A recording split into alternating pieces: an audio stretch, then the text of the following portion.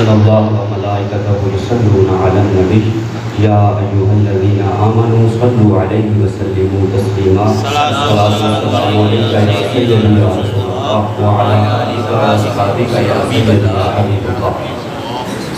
نہایت واجب الاحترام حاضرین و سامعین، بالخصوص جناب محترم پروفیسر محمد یار سیامی صاحب دامت برکاتہ العالیہ، ہم محترم حاجی محمد اسلم صاحب کے ایصال ثواب کے لیے اکٹھے ہوئے ہیں، اور سیاسی صاحب بھی، باقی احباب بھی ان کے تقویٰ، پرہیزگاری، عبادت، علم دین کے ساتھ لگاؤ پر گواہی دے رہے ہیں۔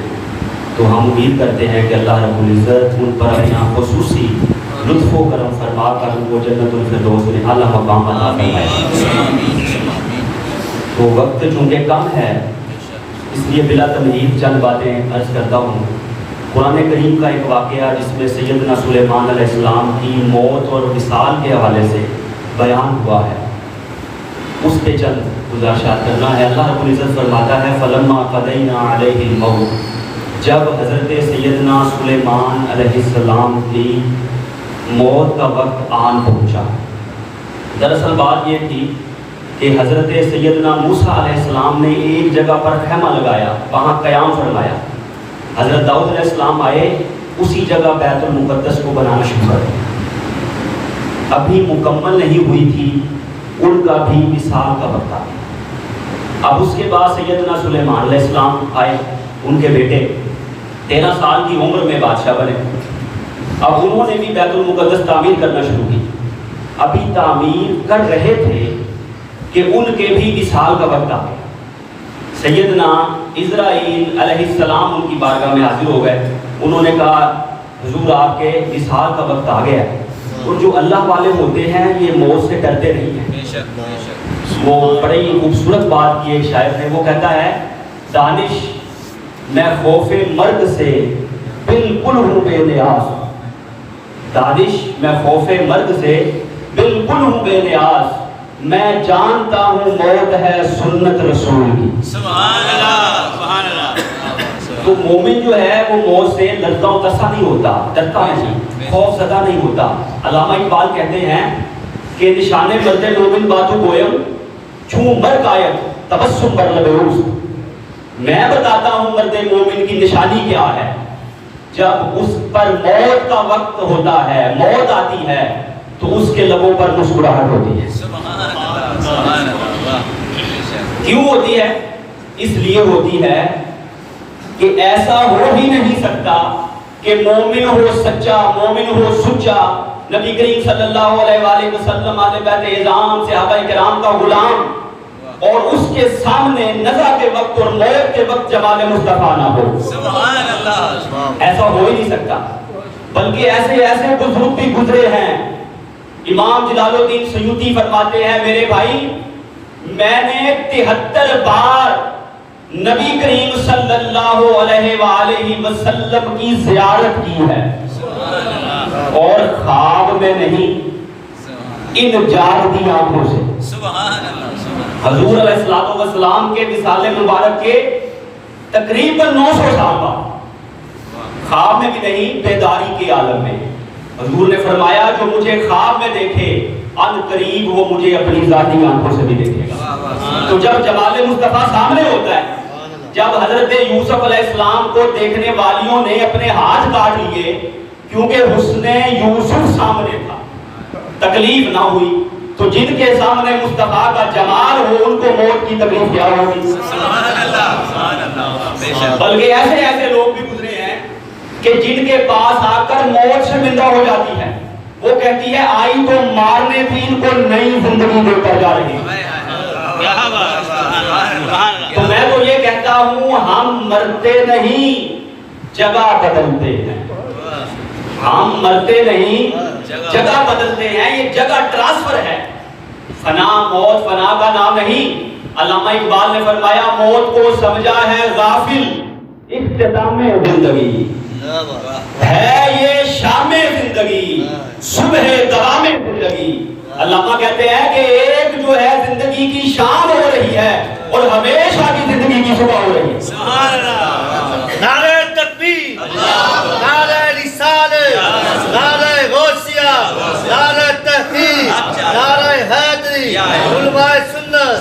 یہ دیکھیے مولا کائنات شیر خدا علی المرتضیٰ خلیفہ رسول صلی اللہ علیہ وآلہ وسلم جب جاتے ہیں تو بغیر پروٹوکول کے جاتے ہیں. ہمارا وزیر، ہمارا بادشاہ، وزیر اعظم، صدر جب گزرتا ہے کتنا پروٹوکول ہوتا ہے، گھنٹہ گھنٹہ پہلے سڑکیں بند ہو جاتی ہیں، عوام خراب ہو رہے ہوتے ہیں. لیکن مولا علی جا رہے ہیں اکیلے، کوئی پروٹوکول نہیں. کسی بندے نے روک کر پوچھا یا علی معاملہ کیا ہے؟ اتنے بڑے آدمی، مصطفیٰ کے خلیفہ، اسلامی سلطنت کے حکمران بغیر پروٹوکول کے سفر کرتے ہیں، وجہ کیا ہے؟ فرمایا یاد رکھو موت خود انسان کی حفاظت کرتی ہے. جب تک آئی نہیں کوئی بال بھی پیکا نہیں کر سکتا، اور جب آ گئی کوئی مائی کا لال بچا نہیں سکتا.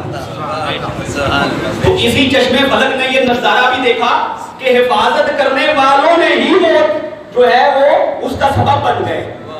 اسی چشمے فلک نے دیکھا کہ محافظ خود موت کے گھاٹ اتار رہے ہیں. تو مولا علی کیا فرماتے ہیں؟ موت انسان کی محافظ ہے. اسی طرح ایک بندہ آ گیا امام جعفر صادق رضی اللہ عنہ کے پاس، کہنے لگا حضور موت سے ڈر بڑا لگتا ہے. اور غالب نے کہا موت کا ایک دن معین ہے، نیند کیوں رات بھر نہیں آتی؟ تو کئی لوگوں کی موت کے ڈر سے نیند اٹھ جاتی ہے، تو وہ کہتے ہیں کہ موت سے ڈر بڑا لگتا ہے. تو امام جعفر صادق نے فرمایا ایک نسخہ بتاتا ہوں، آئندہ موت سے ڈر نہیں لگے گا. اس نے کہا حضور فرمائیے. امام جعفر صادق نے فرمایا بات سنو، اس دنیا میں آنے سے پہلے کہاں تھے؟ اس نے کہا جی والدہ کے شکم میں. فرمایا اس سے پہلے کہاں تھے؟ فرمایا عالم، عرض کیا عالم ارواح میں. فرمایا عالم ارواح کی کوئی بات سناؤ. کہتا ہے کچھ یاد نہیں.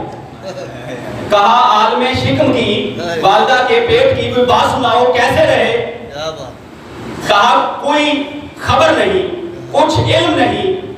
فرمایا کہ والدہ کے پیٹ میں شکم میں کیا کیا ہوتا رہا، کچھ پتہ ہے؟ کہتا نہیں پتا. فرمایا وہاں حفاظت کس نے کی؟ کہتے ہیں اللہ نے. تو فرمایا جو وہاں محفوظ رکھتا ہے یہاں بھی محفوظ رکھے گا. جو وہاں محفوظ رکھتا ہے جب کوئی محفوظ نہیں رکھ سکتا. بندہ نظر ہی نہیں آ رہا، بچہ نظر ہی نہیں آ رہا، جنین جسے کہتے ہیں، وہاں وہ محفوظ رکھتا ہے. پھر اس نے اگلا سوال پوچھ لیا. کہتا ہے جی جب ہم اگلے جہان میں جائیں گے اور خاص طور پہ قبر کا منظر ہے، کیا کرتے ہیں؟ کل ہی ہم نے کیا. کیا کرتے ہیں؟ کفن ہے، گڑھا کھودا، مٹی ڈالا، سلیبیں رکھی، سلیب رکھنے کے بعد مٹی ڈالی، بند کر دیا، ہر طرح سے بند کر دیتے. کسی جگہ سے ہوا کا دخل نہیں ہو سکتا، روشنی کا دخل نہیں ہو سکتا. اس نے کہا اس وجہ سے بڑا ڈرتا ہوں کہ اندھیرے میں دل گھبرائے گا تو کیا ہوگا، بڑا ڈر لگتا ہے. فرمایا دیکھو ہر عالم کے، ہر جہان کے کچھ تقاضے ہوتے ہیں. جب والدہ کے شکم میں تھے کہاں سے روشنی جاتی تھی، کہاں سے ہوا جاتی تھی؟ وہ اللہ جس نے والدہ کے شکم کے اندر تمہاری خوراک کا انتظام کر دیا، قبر کے اندر تمہاری روحانی خوراک کا انتظام کر دیا. تو اس نے کہا جی آج سے سارا خوف جو ہے موت کا ختم ہو گیا، کیونکہ ہم مرتے نہیں، جگہ بدلتے ہیں. لوگ کہتے ہیں کہ یہ جو ہے دنیا عارضی ہے، اور جب کوئی شخص وصال کر جائے تو میں تو یہ سمجھتا ہوں اور کہتا ہوں کہ اس وصال کی جو جدائی ہو رہی ہے وہ عارضی ہے، کیونکہ ہم نے بھی تو وہی جانا ہے، ہم نے بھی تو مر کر وہی جانا ہے. اور حضرت سلیمان کی بات کر رہا تھا، مکمل کر لوں کہ جب موت کا وقت آ گیا، کہتے ہیں اللہ نے فرمایا مَا دَلَّهُمْ عَلَىٰ مَوْتِهِ، ان کی موت کی خبر جنات کو ہوئی ہی نہیں، پتہ ہی چلا جنات کو کہ حضرت سلیمان وصال کر گئے. کتنا عرصہ کھڑے رہے، کیونکہ انہوں نے فرمایا تھا اسرائیل سے، اسرائیل موت کا ڈر نہیں، جیسا کہ بات ہو رہی تھی موت کا ڈر نہیں، لیکن بیت المقدس کی تعمیر کیسے ہوگی؟ میرے والد کرنے لگے وصال ہو گیا، اب میں کرنے لگا وصال کا وقت آ گیا، تو یہ مکمل کیسے ہوگی؟ فرمایا اللہ نے اس کا انتظام کر لیا ہے. آپ اپنی چھڑی کے سہارے، عصا کے سہارے کھڑے ہو گئے، 1 سال تک کھڑے رہے. جنات بیت المقدس تعمیر کرتے رہے، پتہ ہی نہیں چلا کہ سلیمان علیہ السلام وصال کر گئے، کسی چیز نے نہیں بتایا۔ کیسے پتہ چلتا ہے؟ آپ سارے پڑھے لکھے لوگ بیٹھے ہیں، جب انسان کا وصال ہو جائے کیسے پتہ چلتا ہے؟ کھلی آنکھیں، بال مرنے کے بھی میری آنکھیں رہی کھلی، عادت جو پڑ گئی تھی تیرے انتظار کی۔ تو جب روح نکلتی ہے نا تو روح کا پیچھا کرتی ہے نظر، حدیث شریف میں ہے روح کا پیچھا کرتی ہے، اس لیے آنکھیں کھلی رہ گئی، آنکھیں کھلی، منہ کھلا رہ گیا، پتہ چل گیا کہ انسان کا وصال ہو گیا۔ اگر اس کو رکھیں گے ایک دن 2 دن، رنگت جو ہے چہرے کی بدلنا شروع ہو جائے گی، پتہ چل گیا۔ دوسری بات، تیسری بات مزید رکھے، جسم گلنا سڑنا پھٹنا شروع ہو جائے گا، بدبو اس میں پیدا ہو جائے گی، پتہ چل جائے گا کہ انسان مر گیا، دنیا سے رخصت ہو گیا، روح کا اور بدن کا رشتہ ٹوٹ گیا، یوں پتہ چلے گا۔ تو اللہ کیا فرماتا ہے؟ سلیمان علیہ السلام سال بھر کھڑے رہے، موت کا جنوں کو پتہ نہیں چلا۔ کیوں؟ کہ حضرت سلیمان علیہ السلام کے اگر جسم میں کوئی تبدیلی ہوتی تو پتہ چلتا۔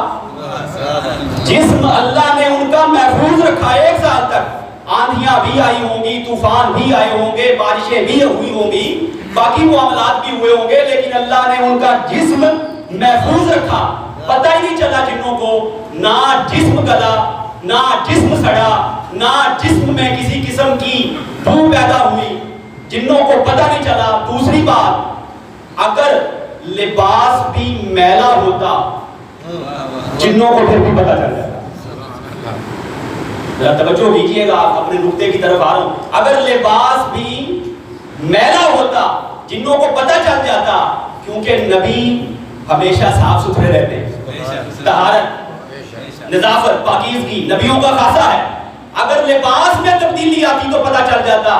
اللہ کہتا ہے جنوں کو پتہ ہی نہیں چلا، اس کا مطلب ہے لباس بھی پھٹنے سے، گلنے سے، سڑنے سے اور بدبو سے محفوظ رہا۔ اللہ نے بتا دیا کہ جو اللہ کے خاص بندے ہوتے ہیں وہ وصال بھی کر جائیں تو ان کا جسم بھی محفوظ رہتا ہے، ان کا لباس اور کفن بھی محفوظ رہتا ہے۔ تو میرے بھائیوں، میرے دوستوں، جب حضرت سلیمان علیہ السلام کے جسم کے ساتھ لگنے والا کپڑا پھٹنے سے گلنے سے محفوظ ہو جاتا ہے تو اللہ رب العزت کے نبی کریم صلی اللہ علیہ وآلہ وسلم کے وہ صحابہ اور وہ اہل بیت اور اولیاء اللہ جو نبی پاک کے قدموں سے لگے ہوئے ہیں، ان کا کفن میلا کیسے ہو سکتا ہے؟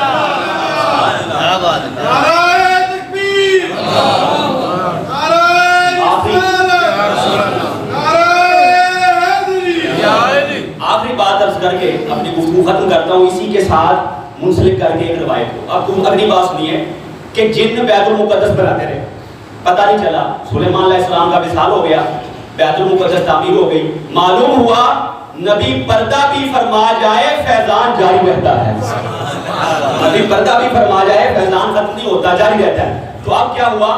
اگلی بات جو کرنے لگا تھا، ولید بن عبد الملک کا زمانہ تھا، 86 ہجری سے 96 ہجری تک بنو امیہ کا چھٹا خلیفہ۔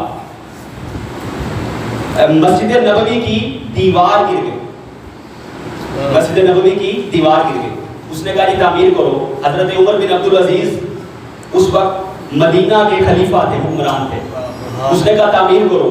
جب تعمیر کروانی شروع کی تو ایک قدم ظاہر ہوا، صحیح بخاری کتاب الجنائز کی روایت، ایک قدم ظاہر ہوا، سارے لوگ ڈر گئے کہ یہ قدم نبی کریم صلی اللہ علیہ وآلہ وسلم، سارے ڈر گئے، خوف زدہ ہو گئے، ہیبت طاری ہو گئی کہ نبی کریم صلی اللہ علیہ وآلہ وسلم کا قدم پاک ظاہر ہو گیا۔ اب سب ڈر گئے۔ وہاں پہ حضرت عروہ بن زبیر موجود تھے۔ عروہ بن زبیر کون ہے؟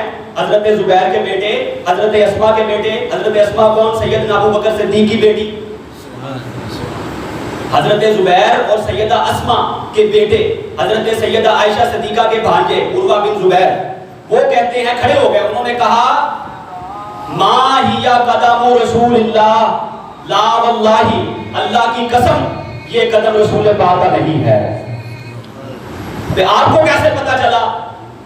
انہوں نے کہا میں نے سنا زبیر سے اپنے والد سے کہ نبی پاک کے قدم مبارک کی کیفیت کیسی تھی.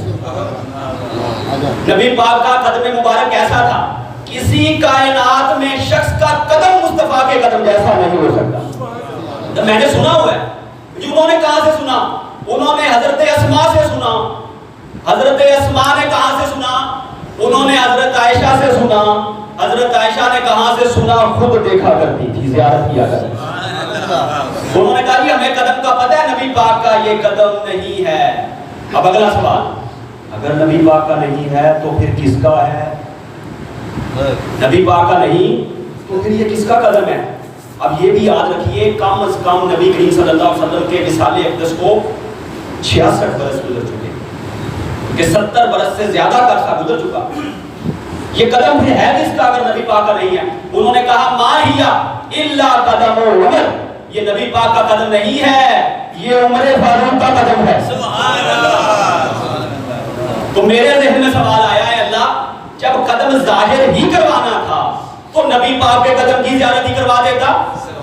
فرمایا اگر نبی پاک کے قدم کی زیارت کرواتا, یہ بات تو طے ہے کہ انبیاء کے جو اجسام ہیں یہ گلنے سڑنے اور فنا ہونے سے محفوظ ہیں. میں بتانا چاہتا ہوں کہ نبی تو بڑے مابرا الورا ہیں, نبیوں کی عظمت تو بڑی ہے. جو نبیوں کے قدموں سے لگ جائیں محمد کے غلاموں کا کفن میلا نہیں. محمد کے غلاموں کا کفن میلا نہیں ہوتا, ان کے کفن بھی تر و تازہ رہتے ہیں. اس لیے یہ قرآنی واقعہ سنانے کا, یہ روایات سنانے کا مقصد یہی ہے کہ ہم نیک بن جائیں, متقی پرہیزگار بن جائیں, اور ان لوگوں کے ساتھ رہیں, ان لوگوں کے ساتھ نسبت قائم کر لیں جو اللہ کے قریب ہیں. اگر ان کے ساتھ ہماری نسبت جڑ گئی تو پھر جو ہے دونوں جہان میں کامیابی ہو جائے گی. جیسے محترم حاجی محمد اسلم دور صاحب رحمہ اللہ, ان کا بھی اولیاء اللہ سے تعلق اور نسبت تھی. انشاءاللہ العزیز اللہ رب العزت کی رحمت سے امید ہے کہ بڑی وسیع ہے, ان پر اپنا خصوصی لطف و کرم فرمائے گا. محترم سیادی صاحب کو آپ سنتے رہتے ہیں, ان کا بھی شکر گزار ہوں, انہوں نے وقت دیا, آپ سے مخاطب ہونے کا موقع دیا. وما علینا الا البلاغ.